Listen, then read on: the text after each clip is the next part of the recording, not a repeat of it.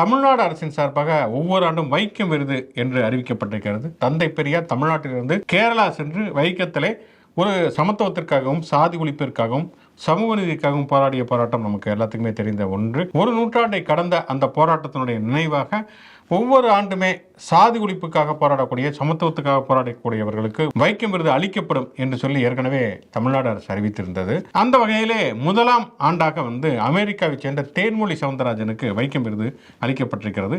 தமிழ்நாட்டைச் சேர்ந்த தேன்மொழி சவுந்தரராஜன் அமெரிக்காவில் பணிபுரிகிறார். அவர் அங்கே நிலவக்கூடிய சாதிய ஒடுக்குமுறைகளுக்கு எதிராக தொடர்ச்சியாக செயல்பட்டு வரக்கூடிய ஒருவர். கூகுள் நிறுவனத்தில் சாதிய பாகுபாடுகளுக்கு எதிராக ஒரு ஸ்பீச் அது தேன்மொழி சவுந்தரராஜன் பேசுவதாக இருந்தது. உடனே அங்கிருந்து அம்பிகள்லாம் கூகுளுடைய தலைமை நிறுவனத்துக்கு மெயில் அனுப்பிச்சு அதெல்லாம் நடத்தக்கூடாது, அவங்க ஒரு குறிப்பிட்ட சாதிக்கு எதிராக பேசிக்கொண்டிருக்கிறார்கள். அந்த குறிப்பிட்ட சாதினா யாருன்னு நமக்கு எல்லாத்துக்குமே தெரியும். யார் அனுப்புகிறாங்க, யாருக்கு எதிராக பேசுவார்கள். சாதியத்துக்கு எதிராக பேசணும்னு சொன்னாலே குறிப்பிட்ட சாதி ஆதிக்கத்துக்கு எதிராகத்தான் பேச வேண்டி இருக்கிறது.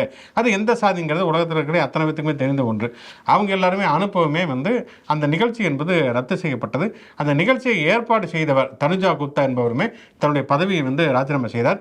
இத்தனைக்கு தேன்மொழி சவுந்தரராஜன் கூகுளுடைய சிஇஓவாக இருக்கக்கூடிய சுந்தர் பிச்சைக்கு அவர் நீங்களும் தமிழர் நானும் தமிழர் இப்படியான சாதிய பாகுபாடு நிலவுவது உங்களுக்கும் தெரியும் என்று சொல்லி ஒரு மின்னஞ்சலை அனுப்பி, ஆனாலும் கூட அது கடைசி வரை அந்த நிகழ்ச்சிங்கிறது ரத்து செய்யப்பட்டது அப்படிங்கிறது எல்லாருக்குமே தெரிந்த நிகழ்வு. இப்படி பல்வேறு விதமான செயல்பாடுகளை முன்னெடுக்கக்கூடியவர் தேன்மொழி சவுந்தரராஜன். எனவே தேன்மொழி சவுந்தரராஜனுக்கு வைக்கம் விருது அளிக்கப்பட்டிருப்பதற்கு அவர்கள் நம்முடைய வாழ்த்துக்களை தெரிவித்துவிட்டு ஷோக்குழப்பும் இது முச்ச நிச்சயம் நான் மக்கள் சுகுணா திவாகர். நான் அலெக்ஸ் பாண்டியன்.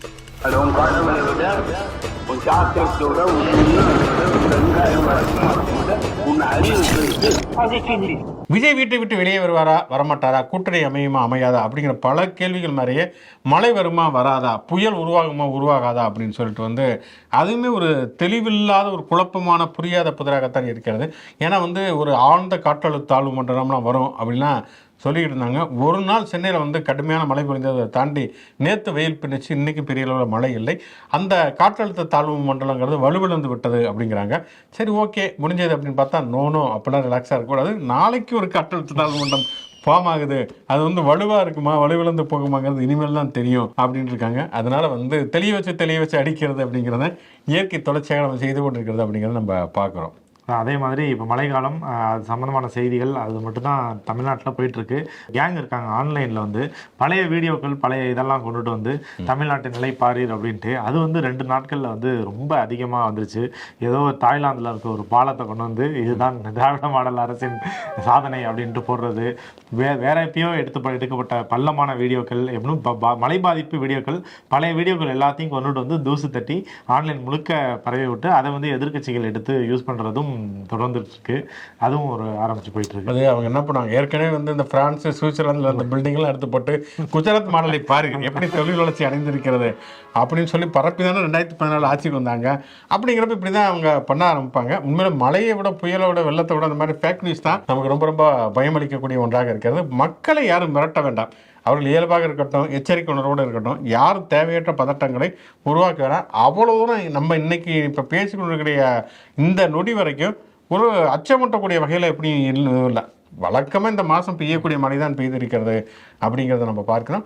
இது கடுமையான மழை கூட வரலாம், வெள்ளம் கூட வரலாம். அதற்கான தகுந்த பாதுகாப்பு ஏற்பாடுகள் செய்யப்படுவதாக சொல்லப்பட்டிருக்கிறது. பொதுமக்களும் தங்களை பாதுகாத்துக் கொள்வதற்கான ஏற்பாடுகளை செய்து கொள்ள வேண்டும். எல்லாருமே எச்சரிக்கை உணர்வோடு இருக்கணும்.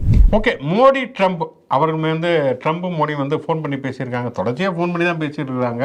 அனைமா காதல் கோட்டை அஜித் தேவையானிக்கு பிறகு அதிகமாக ஃபோனில் பேசுகிறது இவங்களாகத்தான் இருக்கும் அப்படின்னு நினைக்கிறேன். ஆனால் ஃபோன் பண்ணி வச்சதுக்கு பிறகு ட்ரம்ப் ஒன்று சொல்கிறாரு, மோடி சைலண்ட் மோடுக்கு போயிடாரு அப்படிங்கிறது தான்.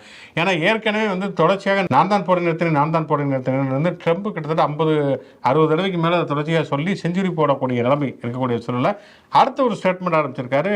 இவர்கிட்ட மோடிகிட்ட பேசிட்டேன், ரஷ்யாவுடன் அத்தனை வர்த்தக தொடர்புகளை முறித்துக் கொள்வதற்கு தயாராக இருப்பதாக சொல்லிவிட்டார் அப்படின்னு இது வரைக்கும் 2 தடவை 3 தடவை சொல்லிட்டாரு. மோடியிடம் எந்தவித ரெஸ்பான்ஸும் இல்லை. சும்மா அப்பப்போ உள்துறை அமைச்சகத்திலிருந்து இல்லை அப்படின்னு மறுக்கிறாங்களே தவிர மோடியே ட்வீட்டில் போகிறதில்ல. மோடி ட்ரம்புக்கு வாழ்த்து தெரிவித்து என்னுடைய நண்பர் அப்படிலாம் இவரும் போடுறாரு, ட்ரம்பும் ட்வீட்டில் போடுறாரு. ஆனால் மோடி நான் அப்படிலாம் சொல்லவே இல்லை, சொல்லாத விஷயத்தை ஏன் சொல்கிறேன் அப்படின்னு சொல்லிட்டு இது வரைக்கும் சொல்லவே இல்லை அப்படிங்கிறத பார்க்குறோம். திருப்பி ட்ரம்பை சந்திச்சிட்டோம்னா இது மாதிரி ஒரு சொல்லிடுவாரோ அல்லது வந்து அவர் உண்மையிலேயே சொன்னாலுமே கூட நம்ம எதிர்கொள்ள முடியாதுங்கனாலே நம்ம வந்து அடுத்து வந்து மலேசியாவில் நடக்கவிருக்கக்கூடிய ஒரு கருத்தரங்கத்துக்கு அவர் போகவில்லை. போனதுனால ஒன்றும் பிரச்சனை இல்லை, ஏன்னா இது வரைக்கும் போனதுலேயே அவர் ஒன்றும் பெருசாக பண்ணதுங்கிறதுனால இனிமேல் போனால் மட்டும் என்ன பண்ண போகிறாரு அப்படிங்கிறனால அவர் போகவில்லை அப்படிங்கிறது நமக்கு தெரிய வருகிறது. மோடி வந்து வெளிநாடுகள் எங்கேயாச்சும் போறாருனாக்கா அது வந்து ஆடியோக்கள் இல்லாமல் தான் வந்து வீடியோலாம் வெளியிடுவாங்க. இவர் என்னத்தையோ பேசிக்கிட்டு இருக்காரு, சிரிக்கிறாரு அப்படிங்கிறது மாதிரி வந்து ஆடியோ இல்லாமல் வீடியோக்கள் தான் ஏஎன்ஐ சார்பாக வரும். எங்கேயாச்சும் தப்பி தவறி வந்து ஆடியோவோட வந்துருச்சுனாலும் அங்கே வந்து இவர் வந்து தசு புசுன்னு இங்கிலீஷில் பேசுறது, இல்லாத மொழியை வந்து ஆப்பிரிக்கா கண்டத்தில் போய் பேசுறது அப்படின்னு 2 வாட்டி வந்து மாட்டியிருக்காரு. ஆனால் ட்ரம்போட அப்படி சந்திக்கிறதுங்கிறது மோடிக்கு ஆபத்தானது. ட்ரம்ப் வந்து எல்லாத்தையும் வித் ஆடியோ வீடியோ அப்படின்ட்டு லைவ் பண்ணிடுவார். அதனால வந்து நீங்கள் சொன்ன மாதிரி இந்த மாதிரி போய் அசகுரியத்தை அங்கே போய் பாகிஸ்தான் ரஷ்யா அப்படின்ட்டு ஏதாச்சும் சொன்னார்னாக்கா மாட்டிப்போம் அப்படிங்கிறதுக்காகவே தவிர்த்திருக்காரு. அப்புறம் ஃபோனில் ரஷ்யா குறித்து பேசணும் வருது, இனிமேல் வந்து பாகிஸ்தானோட சண்டை போடக்கூடாது, நீங்கள் அமைதியாக இருக்கணும் அப்படின்னு சொல்லியிருக்கேன். அவர் வந்து ஓகேன்ட்டாரு அப்படின்ட்டும் 2 பிட்டு எக்ஸ்ட்ரா போட்டிருக்காரு.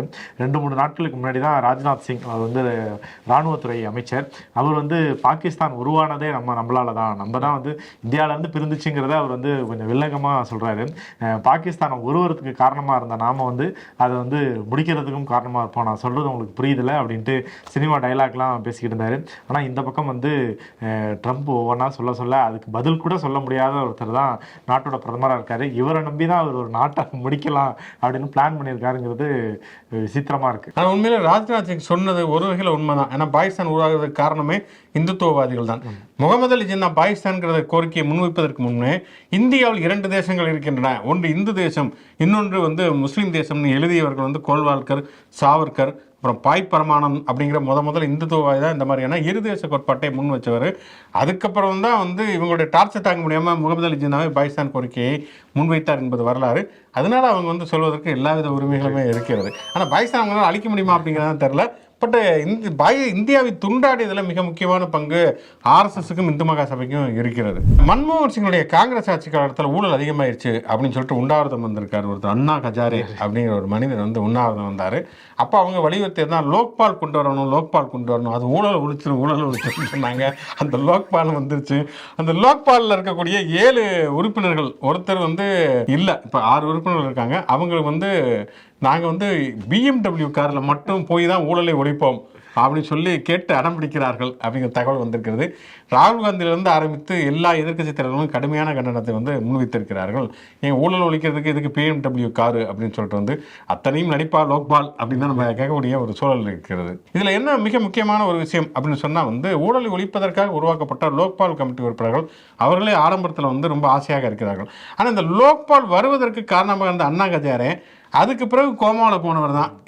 எவ்வளவு விஷயங்கள் நடந்திருக்கிறது. இந்தியா பாகிஸ்தான் போராக இருக்கட்டும், வேளாண் மசோதாக்கு எதிராக விவசாயிகள் நடத்திய போராட்டமாக இருக்கட்டும், சிறுபான்மையினர் மீது கட்டவிழ்த்து விடப்பட்டிருக்கக்கூடிய வன்முறைகளாக இருக்கட்டும், கடைசியாக பார்த்தோம்னா வந்து பண மதிப்பிழப்பு, அதனால வந்து எத்தனையோ பேர் வந்து தங்களுடைய பொருளாதாரத்தையும் உயிரையும் இழந்து நடுத்தருவில் நின்னது, அப்புறமேல வந்து விதவிதமாக கலர் நோட் அடிச்சு அத்தனையும் வந்து திரும்ப பெற்றது, இப்போ வந்து வாக்கு திருட்டு அப்படின்னு சொல்லிட்டு இவ்வளவு பிரச்சனை இருக்குது. ஆனால் மனுஷன் அசரவே இல்லை. அவர் எங்கே இருக்காரு, என்னவா இருக்காரு, அண்ணா ஹஜாரேங்கிற ஒரு மனுஷன் இருக்காரா, அப்படி ஒரு மனசு இருக்காரா அப்படிங்கிற அளவுக்கான கேள்விகளாக இருக்கிறது. அவர் கேள்வி கேட்டு கொண்டு வந்த அந்த லோக்பால்லையே வந்து இவ்வளோ பிரச்சனை இருக்கிறப்போ இப்பயும் வாய் திறக்கலைன்னா உண்மையிலேயே வந்து அவருக்கு ஊழல் எதிர்ப்பு தான் அவருடைய நோக்கமா, அல்லது வந்து அவர் வந்து செட்டப் செய்யப்பட்ட ஆளா அப்படிங்கிற கேள்வி எல்லாருக்குமே இருக்கிறது. ஆனால் நடுவில் ஒரு வாட்டி அவர் வெளியில் வந்தார்.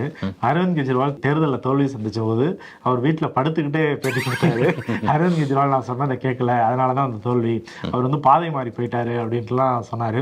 இந்த லோக்பாலுக்காக டெல்லியில் வந்து ஜந்தர் மந்தரில் வந்து அண்ணா ஹசாரே வந்து ஊழலுக்கு எதிராக உண்ணாவிரதம் இருந்தபோது விஜய் இங்கேருந்து போயிருந்தார். விஜய் இங்கேருந்து போய் ஆதரவு தெரிவித்து கை காலெல்லாம் ஆட்டி இது பண்ணிட்டு வந்தார். அதுக்கப்புறம் வந்து அந்த ஊழல் ஒழிக்கிற பணியிலேருந்து கொஞ்ச நாள் விலகி இருந்து சினிமாவுக்கு போய் படங்கள்லாம் நடிச்சுக்கிட்டு இருந்து அவரும் அண்ணா ஹசாரே மாதிரியே ஆஃப் மோடுக்கு போயிட்டு இப்போ மறுபடியும் வந்திருக்காரு. இப்பயுமே வந்து மோடியெல்லாம் செஞ்சார். இப்பயும் வந்துட்டாருன்னு சொல்ல முடியாது, வந்துட்டாரு போறாரு அப்படின்னு தான் இன்னொரு அண்ணா ஹசாரேவா விஜய் இருக்காரு. ஒரு வழியாக பீகாரில் நடைபெற்றக்கூடிய குழப்பங்களுக்கு முற்றுப்புள்ளி வைக்கப்பட்டிருக்கிறது. அது தற்காலிகமாக நிரந்தரமா அப்படிங்கிறது இனிமேல் தான் தெரியும். ஏன்னா காங்கிரஸ் கட்சியுடைய ஒரு மூத்த தலைவர் அசோக் கெலாட் முன்னாள் முதலமைச்சர். அவர் போய் தேஜஸ்வி யாதவை சந்தித்து பேசியிருக்கிறார். இப்போதைக்கு தேஜஸ்வி யாதவ் தான் இந்தியா கூட்டணியுடைய முதலமைச்சர் வேட்பாளர் என்று அறிவிக்கப்பட்டிருக்கிறது. இருக்கக்கூடிய சிக்கல்கள் எல்லாம் தீர்க்கப்பட்டு அந்த வேட்புமனு அந்த வாக்காளர் பட்டியலில் இருக்கக்கூடிய அந்த குழப்பங்கள்லாம் தீர்க்கப்பட்டு ஒரு சரியான ஒரு கட்டுப்பாட்டோடு வந்து இந்த கூட்டணி கட்சிகள் வந்து இணைந்து செயல்பட்டிருந்தார்கள் என்று சொன்னாலே கண்டிப்பாக வந்து பீகாரில் வந்து பாஜக கூட்டணி முறியடிப்பதற்கான எல்லா சாத்தியங்களும் இருக்கிறது. ஏன்னா வந்து சமீபத்தில் நடத்தப்பட்ட கருத்து கணிப்பில் கூட தேஜஸ்வி யாதவ் தான் அதிகமான அளவுக்கு முதல்வராக நீங்கள் யாரை தேர்ந்தெடுக்க விரும்புகிறீங்கிறப்ப தேஜஸ்வி யாதவ் அப்படின்னு சொல்லி தான் கருத்து கணிப்புகள் வந்திருக்கிறது அப்படிங்கிறத நம்ம பார்க்குறோம். அதனால் வந்து ஒற்றுமையோடு அவங்க செயல்பட்டாங்கன்னா கண்டிப்பாக வந்து வெற்றி இலக்கை அடைவதற்கான வாய்ப்புகள் நிறையவே இருக்கிறது. அதே நேரத்தில் என்டிஏ கூட்டணியில் அவங்க முதலமைச்சர் வேட்பாளர் இப்போதைக்கு அறிவிக்க மாட்டோம் அப்படின்னு சொல்லிட்டாங்க. நிதிஷ்குமார் ஒரு முதுபெரும் அரசியல்வாதி, ஆனால் அவர் பேரையும் நாங்கள் தேர்தலுக்கு முன்னாடி வந்து அறிவிக்கிற பழக்கம் எங்களுக்கு எந்த மாநிலத்திலும் கிடையாது. தேர்தல் முடிஞ்சங்க அப்புறமேல் தான் முதலமைச்சர் வேட்பாளரை அறிவிப்போம் அப்படின்ட்டாங்க. அப்போ என்டிஏ கூட்டணி முதலமைச்சர் வேட்பாளரே இல்லாமல் தேர்தல் சந்திக்கிறாங்க. அதே நேரத்தில் வெறும் 35 வயதே ஆன தேஜஸ்வி யாதவ் வந்து காங்கிரஸ் கூட்டணியோட முதலமைச்சர் வேட்பாளராக அறிவிக்கப்பட்டிருக்காரு. ஸோ இது மாதிரி கிடைக்கிற சின்ன சின்ன விஷயங்களையுமே வந்து சாதகமாக பயன்படுத்திக்கிட்டு தேர்தலை வெல்றதுக்கான வேலையை வந்து இந்தியா கூட்டணி பார்க்கணும். நேற்று வந்து ஜன்சுராஜை எப்படி கொஞ்சம் கொஞ்சமாக காலி பண்ணுற வேலையை பாஜக செய்தோம். அதே மாதிரி தேஜஸ்வி யாதவ் கூட்டணிலையுமே ஒரு வேட்பாளர் வந்து தகுதி நீக்கம் செஞ்சுருக்காங்க. அவர் வந்து பீகாரை சேர்ந்தவரே கிடையாது, யூபிஐ சேர்ந்தவர் அப்படின்னு சொல்லி காரணங்கள் சொல்லப்பட்டிருக்கு. ஸோ தேர்தல் கிளம்ப அங்கே சூடுபிடிக்குது. 2000க்கு பிறகு தமிழ் சினிமா என்பது ஒரு அரசியல் பேசக்கூடிய சினிமாக்களாக அதிகமாக வருவதை நம்ம பார்க்கணும். குறிப்பாக இயக்குனர் ப. ரஞ்சித்தினுடைய வருகைக்கு பிறகு நிறைய இயக்குநர்கள் வந்து ஒரு கவனம் பெற்று சாதிய பிரச்சனைகளை மையமாக வைத்து பேசக்கூடிய திரைப்படங்கள் நிறைய வருவதை பார்க்கணும். இந்த தீபாவளியை பொறுத்த வரைக்கும் மொத்தம் 3 படம் ரிலீஸ் ஆகிருக்கிறது. அதில் 2 படங்கள் வந்து ஒரு முற்போக்கு அரசியலை பேசக்கூடிய திரைப்படங்கள் அப்படின்னு சொல்லப்படுகிறது. டியூட் அப்படிங்கிற ஒரு திரைப்படம், அந்த படத்தை நானும் பார்க்கல, நீங்களும் பார்க்கலன்னு நினைக்கிறேன். அந்த படம் வந்து ஆணவ கொலைகளுக்கு எதிராக பேசுகிறது. தாலி என்பது பெண்களுக்கு அடிமைச்சினமாக இருப்பதை பற்றி பேசுகிறது.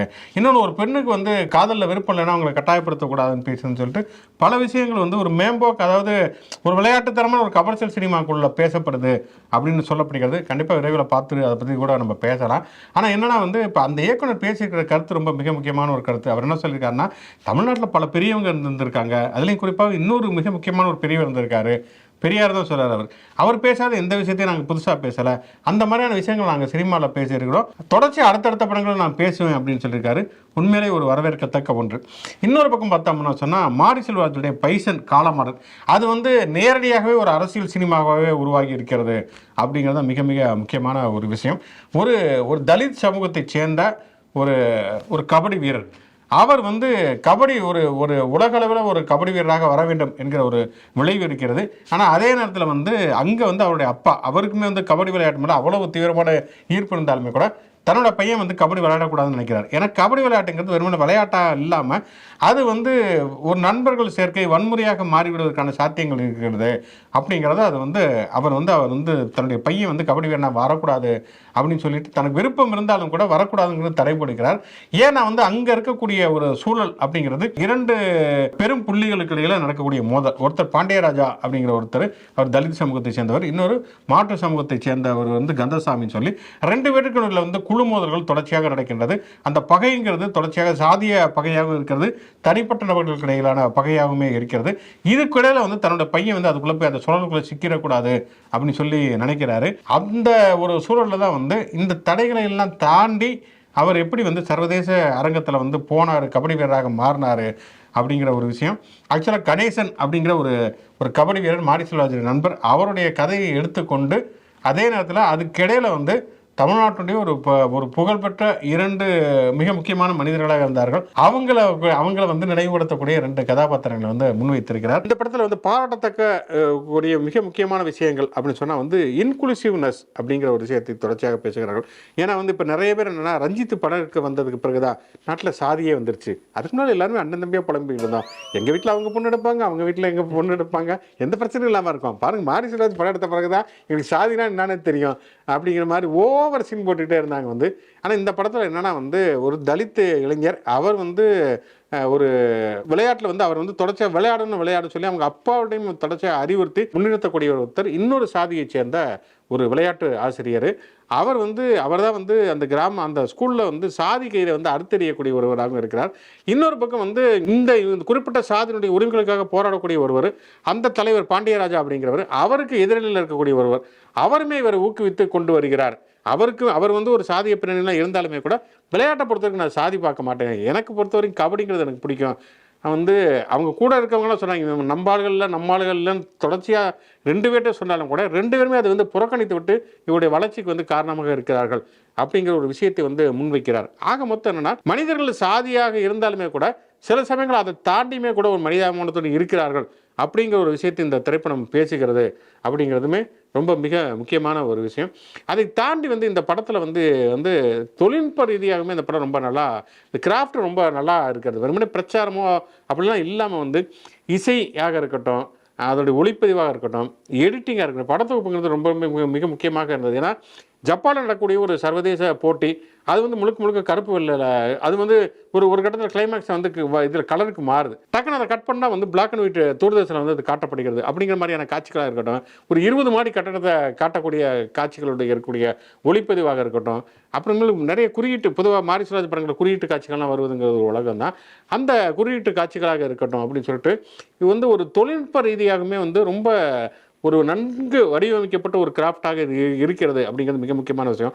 நான் ரொம்ப கவனித்த ஒரு விஷயம் என்னென்னா, இந்த மாதிரியான ஸ்போர்ட்ஸ் ட்ராமாவில் வந்து அந்த விளையாட்டு நடக்கிறப்போ வந்து நம்மளுடைய டெம்போவை வந்து மெயின்டைன் பண்ணுறதுக்காக அந்த கமெண்ட்ரி தான் வந்து முக்கியமாக வந்து சொல்லப்படும். வந்து இவங்க இவ்வளோ வாங்கியிருக்காங்க, அவ்வளோ ஸ்கோர் பண்ணியிருக்காங்கிறது. இதில் வந்து அது வந்து முற்றிலுமாக தவிர்த்துட்டு இசை மூலமாக, பின்னணி இசை மூலமாகவே வந்து அந்த டெம்போ வந்து கடத்தி இருப்பது அப்படிங்கிறது மிக முக்கியமான ஒரு விஷயம் அப்படின்னு நினைக்கிறேன்.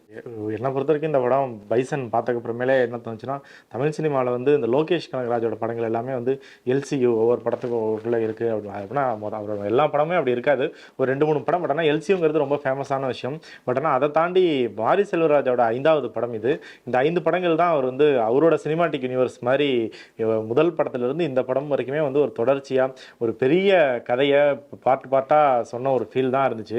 இப்போ பைசனில் இருக்க எந்த கேரக்டர் வேணாலும் நீங்கள் கொண்டு போய் மற்ற எந்த படங்களில் வேணாலும் வைக்கலாம்.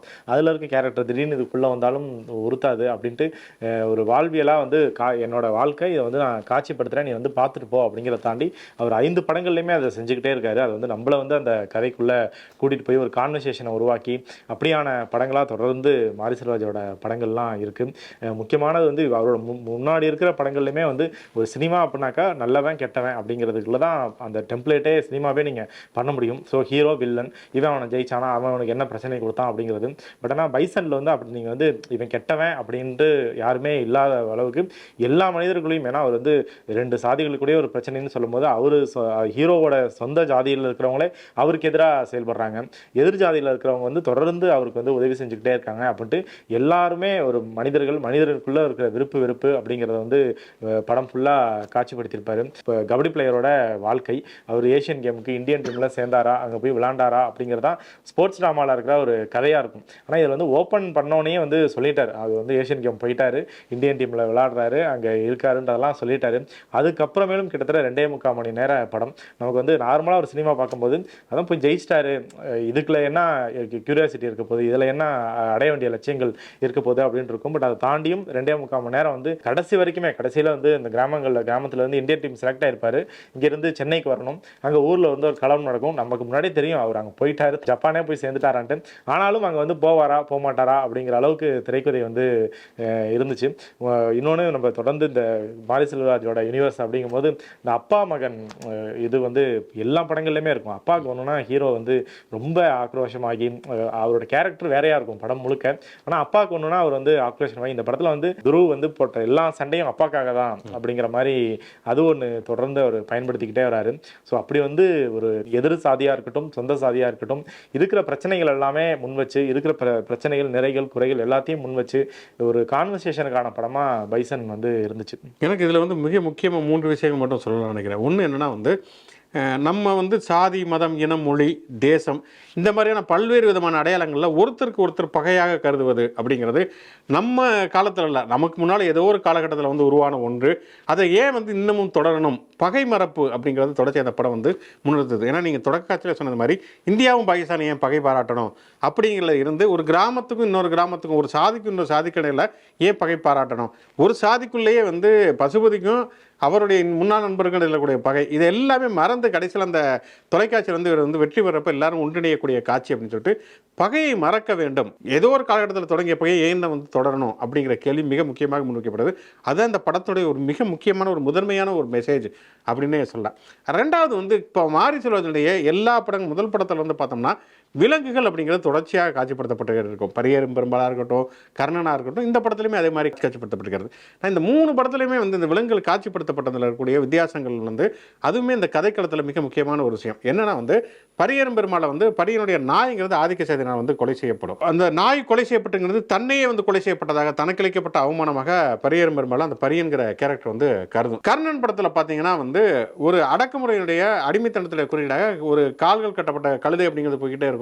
அதுக்கப்புறம் வந்து ஒரு விடுதலைக்கான குறியீடாக வந்து குதிரை வரும், யானை வரும். அப்புறம் ஒரு அன்புக்கான குறியீடாக வந்து நாய், ஆடு, மாடு, கோழி எல்லாமே வந்து படம் முழுக்க இருக்கும் அப்படிங்கிறத பார்க்குறோம். இந்த படத்துலையுமே வந்து விலங்குகள் எல்லாமே காட்சிப்படுத்தப்பட்டிருக்கிறது. ஆனால் அதே நேரத்தில் அந்த விலங்குகள் எல்லாமே ரொம்ப சிக்கலாக வதைக்குள்ளானதாக இருக்கிறது. ஒரு ஆடு இருக்குது, அந்த ஆடை வந்து வெட்டி குற்றியும் குலையுமா வந்து ஓடுற பஸ்லேருந்து தூக்கி எறியதாக இருக்கட்டும். இன்னொரு சீனில் பார்த்தீங்கன்னா மீனை துண்டு துண்டாக வெட்டி வந்து ஒரு பாத்திரத்தில் இருக்கும். அப்போ தான் பசுபதிக்கும் அந்த அவருடைய முன்னாள் நண்பருக்கும் அந்த கபடி டீமுடைய கேப்டனாக இருக்கக்கூடியவர்களில் சண்டை நடக்கும். அந்த சண்டையில் வந்து தள்ளுமுள்ளாகி வந்து மேலே தூளுகிறப்ப அந்த பசுமாடு வந்து அப்படியே நடுங்கி பதறும். இன்னொரு இடத்துல கோழியை உரிக்கிறதா இருக்கட்டும், ஆடு உரிக்கிறதா இருக்கட்டும். இந்த படத்தில் பார்த்தீங்கன்னா விலங்குகள் எல்லாமே வந்து ஒரு வதைக்குள்ளாகிட்டே இருக்கும். வந்து இந்த வதைகளுக்கு எல்லாமே காரணம் விலங்குகளுடைய பிரச்சனை. இது மனிதர்களுடைய நடக்கக்கூடிய இந்த பகை சார்ந்த பிரச்சனைகளால் விலங்குகள் எப்படி எந்த அளவுக்கு வதைக்குள்ளாகிறது அப்படிங்கிறது காட்டப்படும். என்ன இந்த கேரக்டருடைய வித்தியாசம்னா பரியனை பொறுத்த வரைக்கும் சாதியத்தினால் தான் வந்து மிகப்பெரிய அடக்குமுறைக்கு ஆளாகணுங்கிறது நமக்கு தெரியும். ஆனால் முழுக்க முழுக்க அதில் கவனம் செலுத்தாமல் ஒரு வழக்கறிஞர் ஆக வேண்டும், பிஏபிஎல் கோடுங்கிறத அந்த பிஏபிஎல்ங்கிற பட்டத்தை பெற வேணுங்கிறதுக்கு அதுக்காக தொடர்ச்சியாக போராடி கொண்டிருக்கிறார். அடுத்து கர்ணன் படம் பார்த்தீங்கன்னு சொன்னால் வந்து காலங்காலமாக ஆதிக்க சாதியிடம் அடிபட்டு கொண்டே இருந்தவர்கள் திருப்பி அடிப்பது அப்படிங்கிற ஒரு விஷயம் தென் மாவட்டங்களில் 90களில் தான் நடந்தது. அது வந்து வெறுமனே ஒரு சாதி கலவரம் அப்படிங்கிறத தாண்டி சுயமரியாதைக்கான போராட்டமாக வந்தது.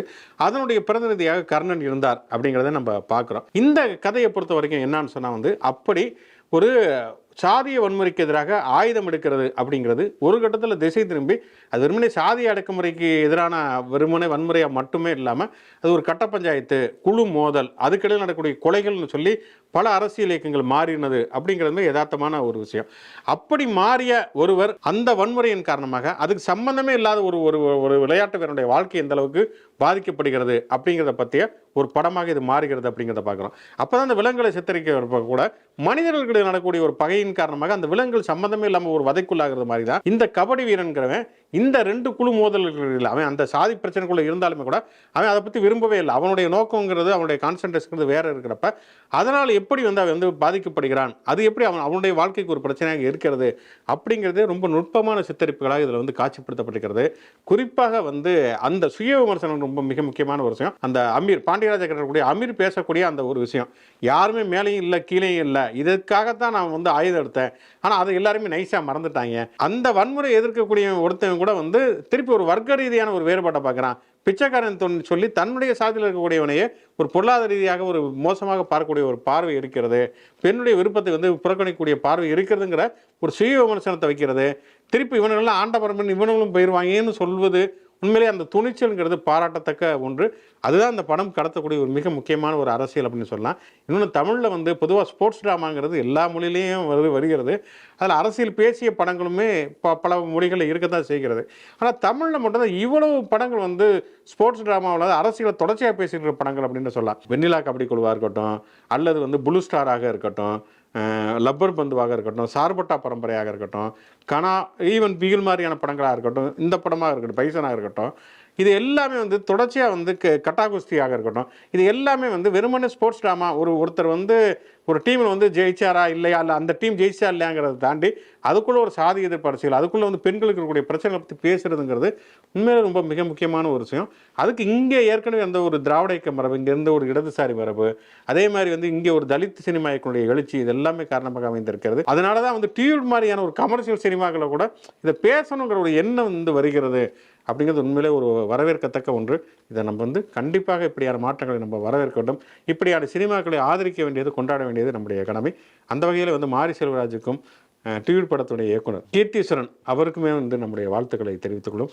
தொடர்ச்சியாக இப்படி பல்வேறு விதமான அரசியல், சினிமா மற்றும் பல்வேறு விதமான விஷயங்களை பேசுவதற்கும் உரையாடுவதற்கும் மாடர்ன் தமிழ்நாடு யூடியூப் சேனலுடன் தொடர்ச்சியாக தொடர்புகள்.